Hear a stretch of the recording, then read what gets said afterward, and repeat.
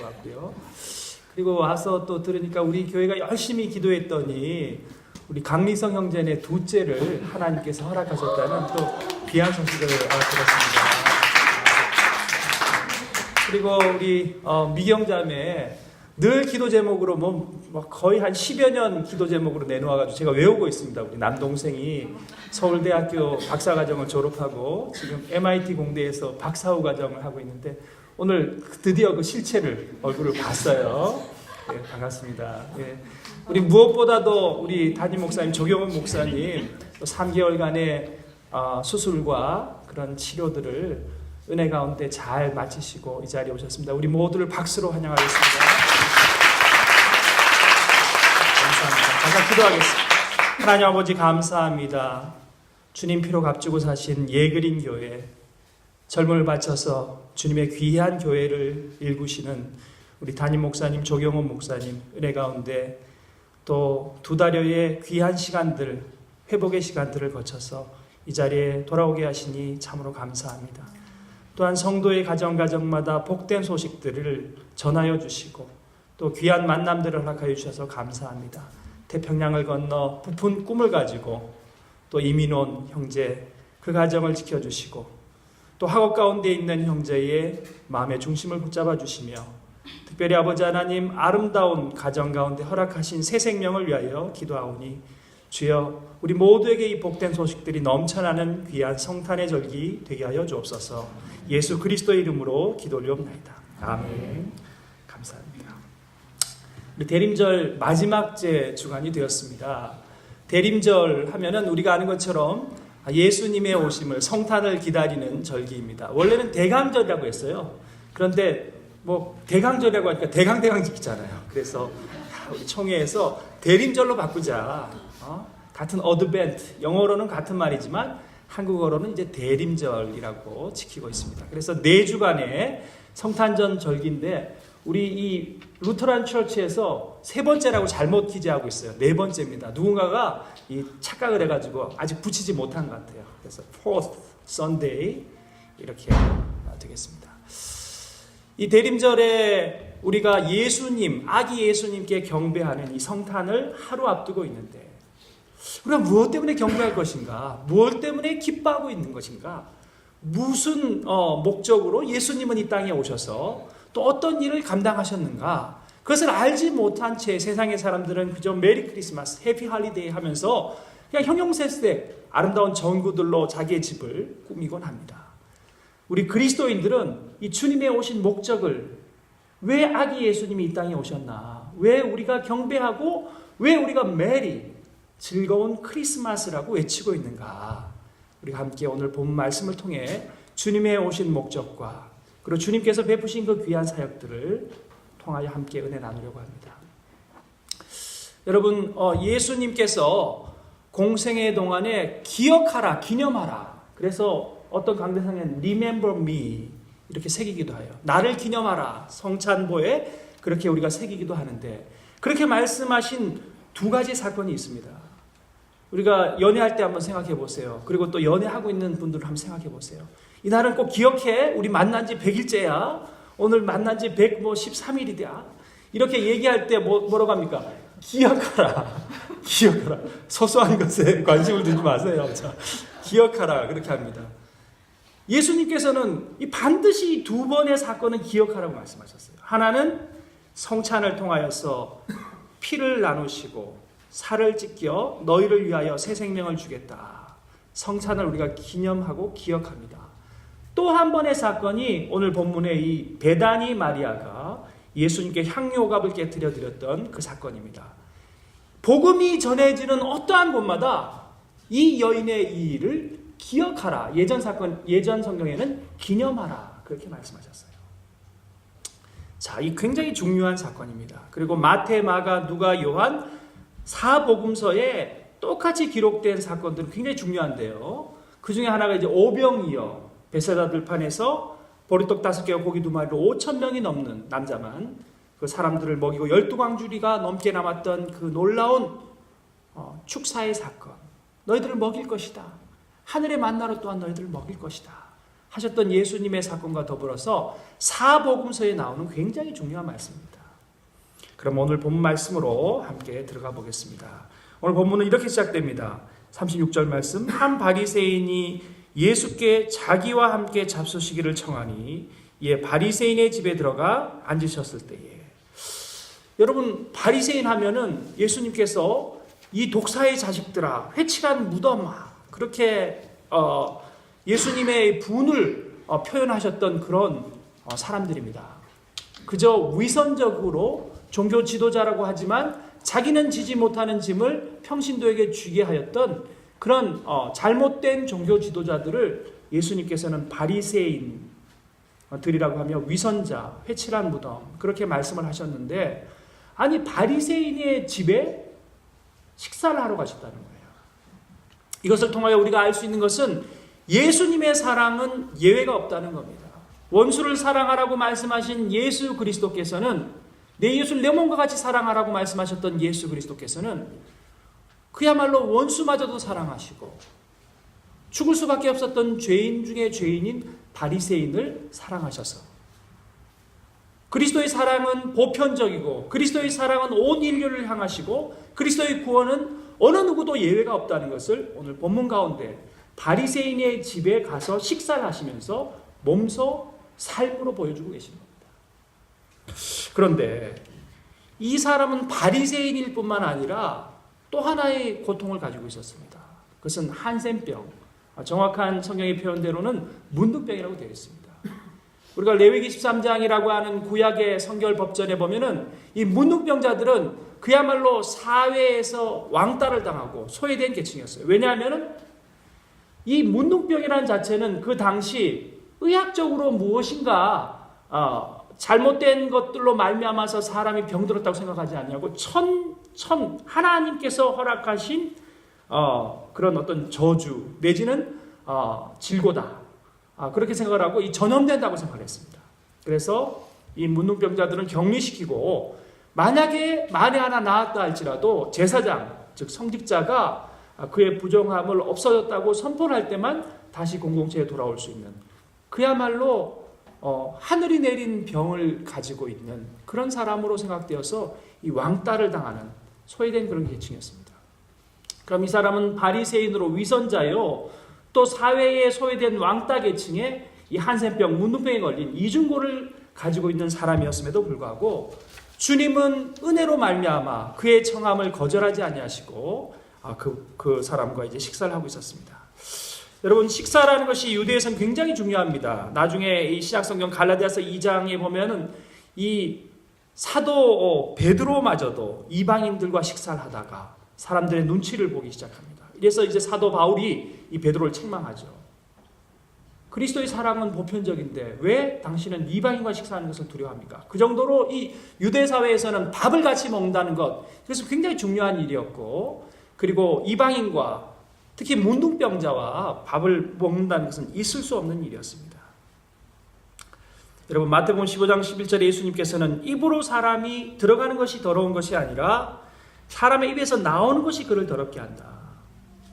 결국에는 그가 문둥병자요, 소외된 사람이라는 것이 중요한 것이 아니라 그의 삶이 어떠한가가 더 중요하다. 그것을 이제 몸소 보여주고 계신 것이었습니다.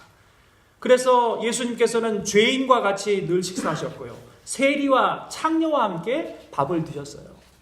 그래서 오늘 본문 바로 앞구절에 누가복음 7장 34절에 말씀하고 있습니다. 인자는 와서 먹고 마시매 너희 말이 보라. 먹기를 탐하고, 막 먹는 걸 좋아하고요, 탐하고, 포도주를 마시고 술을 즐기고 세리와 죄인의 친구다 하는 그런 별명을 얻었다.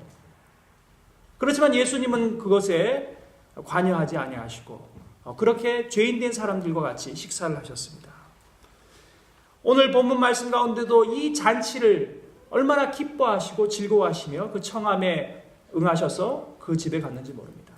우리가 조금 전 살펴본 것처럼 바리새인이요 문둥이였던 이 시몬은 신학자들에 의하면 아마 이 요한복음 11장에 나사로를 고치시는데요, 우리가 조금 전 사복음서에 다 나온다고 그랬죠. 오늘 본문 누가복음 7장에 나오는 본문이 동일하게 요한복음 12장에도 나오는데요. 요한복음 11장이 나사로를, 죽은 지 나흘 된 나사로를 고치시는 예수님.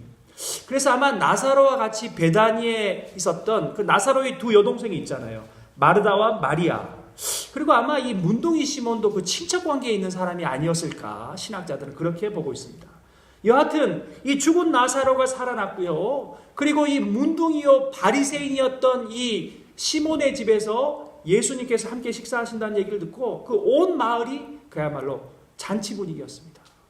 모두가 기뻐서 같이 식사하고, 나사로가 죽었다가 살아났고요. 그 울며 오빠를 살려달라고 했던 마르다도 있고, 이 즐거운 이 잔치 자리에, 아니 이게 웬일입니까?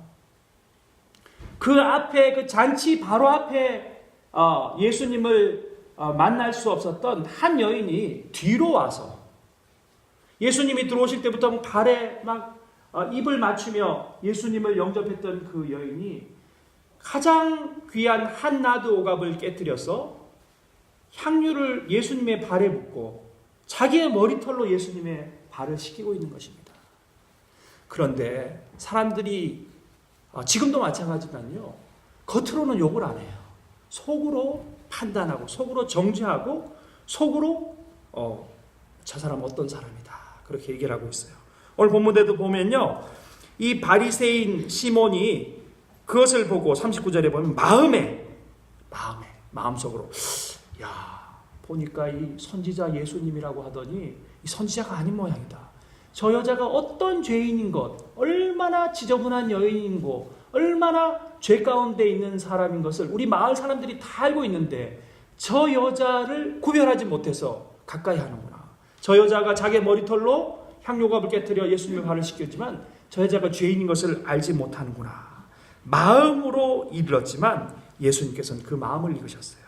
그리고 40절에 말씀하십니다. 예수께서 대답하여 이르시되, 시몬아, 내가 네에게 말할 것이 있다. 선생님 말씀하십시오. 어떤 사람이 500데나리온을 빚졌고 그 10분의 1인 어떤 사람은 50데나리온을 빚졌다. 그런데 둘 다 탕감해 줬는데 누가 더 사랑을 받았다고 생각하고 누가 더 탕감해 준 사람을 사랑하겠느냐? 물론 50데나리온, 작은 돈보다 500데나리온, 큰 돈을 탕감받은 사람이 아니겠습니까? 그래, 네 판단이 옳다. 너는 보니까 내가 들어올 때 발 씻을 물도 주지 않았고, 사막 기후이기 때문에 얼마나 모래가 많겠습니까? 샌들을 신고 다니는 그 이스라엘 지방에서요, 보통 발을 씻을 물을 주는데 발 씻을 물도 주지 않았고, 너는 내게 입 맞추지도 않았는데 이 여인은 내 발에 입 맞추었고 내 발을 향유를 깨뜨려 씻기고 있다. 이처럼 사함을 받은 일이 적은 자는 적게 사랑하고, 이 여인처럼 죄가 많기에 자기가 많은 죄를 용서받은 여인은 이처럼 더 큰 사랑으로 내게 다가오는 것이다. 그렇게 말씀하고 있습니다.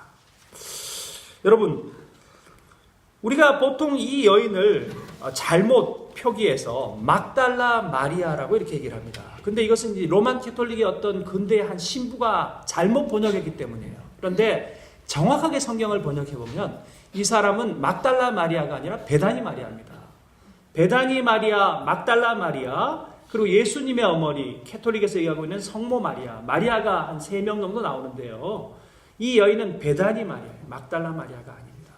그런데 이미 그렇게 굳혀져서 부르기 때문에 우리가 조금 있다가 211장 우리 응답 찬양도 그렇게 부를 거예요. 2절에 막달라 마리아 본받아서. 그런데 저 혼자 이렇게 부를 겁니다. 베다니 마리아 본받아서. 이 캐톨릭 신부가 잘못 번역한 거예요.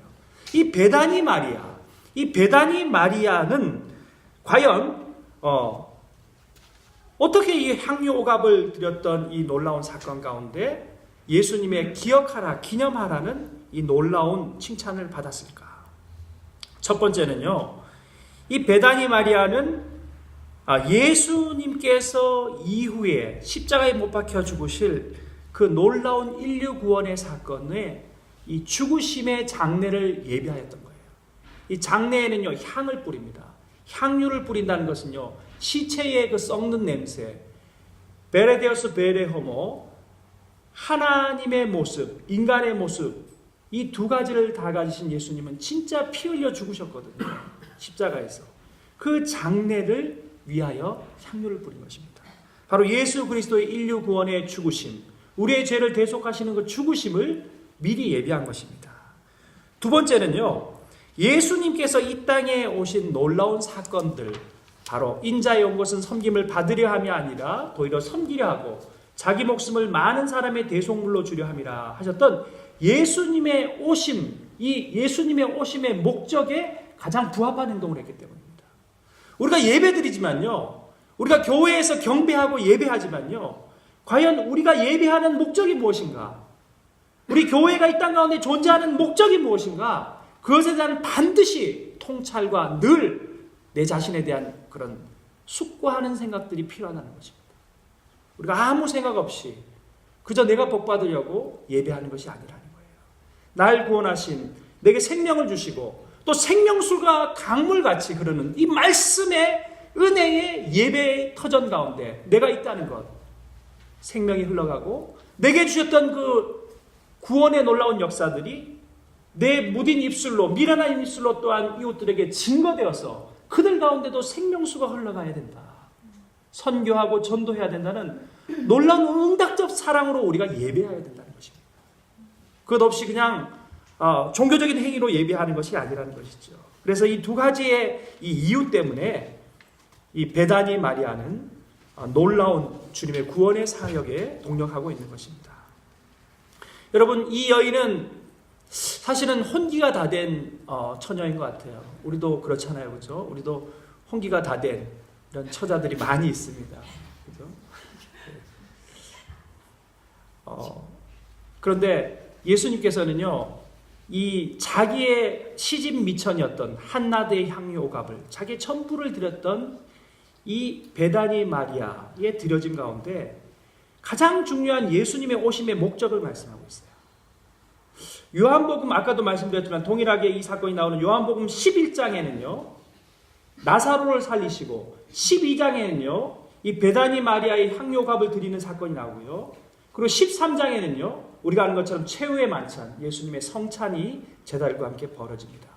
그럼 이 절정을 향하여, 십자가를 향하여 나아가는 예수님의 공생에 있어서 예수님이 가장 중요한, 예수님이 왜 이 땅에 오셨는가, 그 사건에 대해서 제자들에게 계속 말씀을 하신 거예요. 십자가를 향하여 나아가는 그 공생애의 이 절정을 향하여 나아가는 동안 계속해서 말씀하시는데, 그것은 마가복음 10장 45절에 나오는 것처럼 섬김입니다. 구원의 섬김. 하나님이 친히 인간의 모습으로 이 땅에 오셔서 우리를 대속해 죽으셨거든요. 이것이 이제 섬김입니다. 제자들의 발을 씻기시는 것도 마찬가지잖아요. 나를 좌측에, 나를 우측에 앉혀주십시오. 청탁하는 그 야고보와 요한에게 섬김의 본을 보이셨어요. 먼저 수건을 허리에 돌리시고 제자들의 발을 씻기셨습니다. 예수님이 마지막 제자들에게 가르쳤던 3년간의 공생의 마지막으로 제자들에게 가르치셨을 때는요, 가장 중요한 것을 전해주시는 거예요. 그것은 바로 섬김이었습니다. 여러분, 제가 학교에서는 명강사로 불립니다. 명강사. 명강사가 하는 강의를요, 명강이라고 해요. 근데 학생들이 명강보다 더 좋아하는 게 있습니다. 뭔지 아세요? 휴강. 명강보다요, 휴강을 아이들은 더 좋아해요. 우리 학생들은요. 휴강보다 더 좋아하는 게 있습니다. 뭔지 아세요? 종강. 그렇죠. 종강하면 막 책 던지고 난리가 납니다. 이제 방학이다. 여러분, 그런데 이 종강이 정말 중요한데요. 종강 때 선생님은요, 반드시 가장 중요한 것을 전해줘요. 왜냐하면요, 한 학기 동안 아이들에게 가르쳤는데 기말고사에 잘 쓸 수 있을까 없을까, 자기도 기억이 잘 안 나는 거예요. 선생님들도. 그리고 내가 이 학기에 반드시 전해야 되는 커리큘럼의 학습 목표를 잘 이행하고 있었는가. 그래서 종강 때는 한 번 더 가르쳐줍니다. 우리가 아는 고등학교 때 배웠던 교과서의 알퐁스 도테의 마지막 수업 기억나시죠? 알자스 로렌 지방이 이제 프랑스의 영토에서 독일의 영토로 바뀝니다. 그때 선생님이 마지막에 뭐라고 적습니까? 프랑스 말로 프랑스 만세라고 칠판에 적잖아요.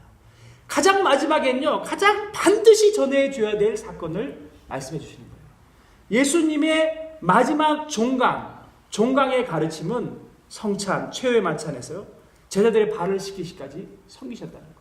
이것은 무엇을 말씀합니까? 그 전 사건이 바로 막달라 마리아의 향유가 한나드처럼요, 예수 그리스도를 믿는 그리스도인이라고 하는 우리 모두는요, 세상을 섬겨야 된다는 것이에요. 교회는 세상 가운데 군림하는 것이 아니라 그리스도인은 가정에서, 학교에서, 직장에서, 일터에서 세상에 군림하는 것이 아니라 세상을 섬기는 자들이라는 것을 예수님께서 말씀해 주고 계십니다. 이것이 예수 그리스도의 종강의 마지막 메시지, 가장 중요한 말씀이었어요. 제자들은 그것을 알고 있었습니다. 그래서 마가복음 10장 45절에 인자의 온 것은 섬김을 받으려 함이 아니라 도리어 섬기려 하고 자기 목숨을 많은 사람의 대속물로 주려 함이라고 말씀하고 있는 것입니다. 이제 말씀을 맺으려고 합니다. 여러분, 오늘 본문 말씀을 통해 우리가 무엇을 알 수 있습니까? 첫 번째로 이 죄사함을 받은 여인의 이 숭고한 마음입니다. 어떻게 자기의 수치에 여인이 머리를 푼다는 것은요, 어떻게 보면 수치스러운 일입니다.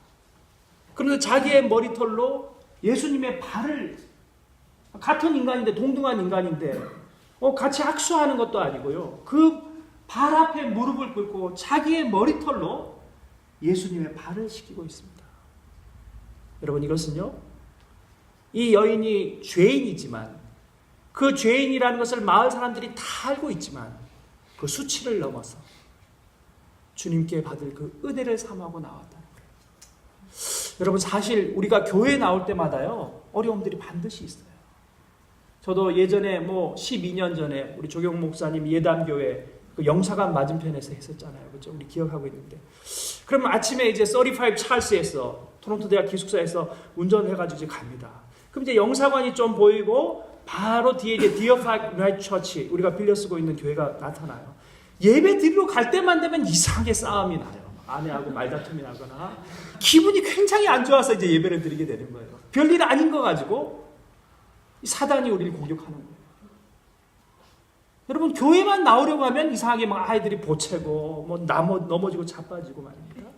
여러분, 예. 그러나 이 모든 방해와 그리고 부끄러움을, 근데 사람들이요, 이상하게 교인들끼리도요, 오늘 본문에 보면요, 뒤에 또 나옵니다만, 함께 앉아있는 자들이 속으로 말하되, 49절, 이가 누구에게 죄도 사하는가? 왜 저 여인을 사하여 주는가? 사람들이 겉으로는 말하지 않아요. 마음으로 말하고 속으로 말하되, 우리 모두는요, 원죄의 죄성이 있기 때문에 같은 교인들끼리도요, 정죄하고 판단하는 거예요. 아이고, 저 친구 옷 봐라. 교회 나올 때 슬리퍼 신고 온다. 아이고, 인사도 안 하는 거 봐라. 속으로 하는 거예요. 겉으로는 말하지 않지만 우리 모두의 인간의 모습들을 이 성경은 말씀합니다. 그러지 말라는 거예요. 차라리 저런 어려운 환경 가운데서도, 수치스러운 모습 가운데서도, 죄 가운데서도 넘어지고 자빠지고 부부가 다투기도 하고, 그렇지만 그래도 주님 앞에 나오려고 애쓰는, 수치를 이기고 나와서 주님의 발 앞에 무릎 꿇고 경배하려고 하는 이 여인을 긍휼히 여기고 사랑하라는 거예요. 주님 말씀은 첫 번째 메시지는 바로 그것입니다. 두 번째는요, 우리가 우리 자신이 가지고 있었던 경계가 있어요. 경계. 우리가 요까지는 헌신할 수 있지만 더는 안 된다. 내가 주일날은 헌신할 수 있지만 더는 안 된다. 나도 먹고 살아야 된다. 교회 새벽기도 안 된다. 내가 하루 종일 피곤하기 때문에 안 된다. 무엇인가 내가 하나님을 만나도 하나님께 드려도요, 내 경계가 분명한 거예요. 요까지만 헌신하는 거예요. 그렇지만 이 여인은요, 한나대에 오고 자기의 재산의 전부요, 시집갈 미천을요, 깨뜨려서 주님 앞에 드렸습니다. 그리고 자기를 향한 그 수군거림을 넘어서, 그 경계를 넘어서 주님 앞에 목숨을 걸고 주님을 만나기를 원하고 있습니다. 이것이 우리에게 필요하다는 겁니다. 우리의 모든 이전의 얄팍한 내 자만심과 교만과 나의 선입견과 나의 모든 과학적 지식과 모든 것을 벗어버려야지 믿음의 눈으로 주님을 만나고 또 주님을 체험할 수 있다는 거예요. 그래서 이 여인은 그것을 깨트리고 있는 것입니다. 세 번째는요, 고린도후서 2장에는요, 우리를 그리스도의 향기라고 말하고 있습니다. 오늘 본문이 동일하게 쓰여져 있는 요한복음 13장 12장에 보면요, 여인이 한나대의 오갑을 깨뜨리니 그 향기가 그 집에 가득하였더라 말씀하고 있습니다. 고린도후서 2장 14절 이하에는요, 너희는 그리스도의 향기다. 사망의 냄새가 아니라 그리스도의 생명의 향기다 말씀하고 있습니다. 여러분, 우리가 주님 앞에 우리의 삶을 깨뜨려 헌신하기로 드리기로 약속했다면 이제는 우리의 삶이 거룩한 그리스도의 향기가 나타나야 돼요. 우리의 도장에서, 우리의 일터에서, 우리의 가정에서, 우리의 직장에서, 또 우리 예그린 교회가 이 토론토 지역에 그리스도의 거룩한 향기를 드러내야 됩니다. 여러분, 말씀을 맺겠습니다. 우리는 그리스도의 사람입니다. 그러나 그럼에도 불구하고 우리의 첫사랑들, 그 구원의 감격들을 잃어버리고 살아오진 않았습니까? 때로는 우리의 교우, 가장 사랑해야 될 가족들에게마저도 정죄의 눈으로 그들을 판단하고 있지는 않았습니까? 여러분, 우리는 오갑을 깨뜨려야 됩니다. 우리의 경계와 우리의 이전의 선입견과 속성들을 깨뜨려버리고 주님 앞에 거룩한 향기가 되어 거룩한 삶의 제사로 주님 앞에 나아가야 됩니다. 우리 함께 찬양했으면 좋겠습니다. 내게 있는 향유 오갑, 그 발 앞에 입 맞추고 깨뜨립니다 하는 찬양인데요, 한번 말씀을 생각하시면서 함께 찬양하겠습니다.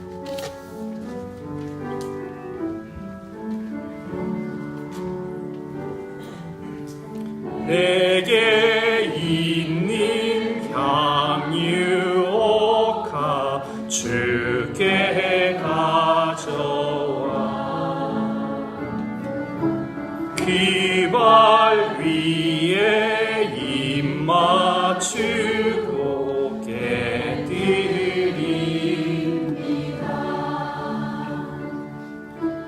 나를 위해 험한 산길 오르신 기반 걸음마다 그 신사랑 새겨놓았네. 내게 있는 향유가 내게 있는 향유가 주께 가져와 귀발 위에 입 맞추고 깨뜨립니다.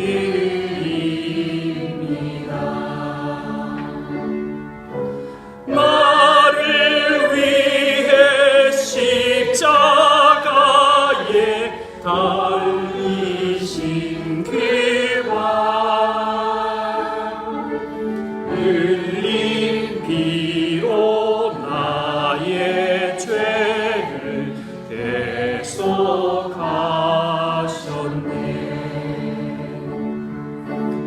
내게 있는 향유가 주께 가져와 그 발 위에 입 맞추고 깨뜨립니다.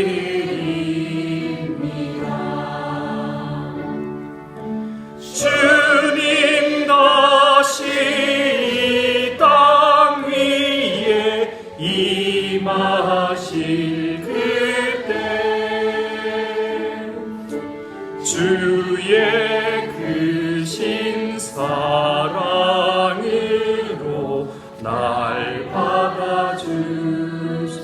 이 시간 통성으로 함께 기도하며 나가겠습니다. 하나님 아버지, 우리가 깨뜨려야 될 것은 무엇입니까? 우리의 경계는 무엇입니까? 우리가 주님 앞에 헌신하지 못하게 하는 나의 자존심은 무엇입니까? 나의 수치는 무엇입니까? 아버지 하나님, 그것들을 깨뜨리고 용기 있게 주님의 발 앞에 나아가게 하여 주시옵소서.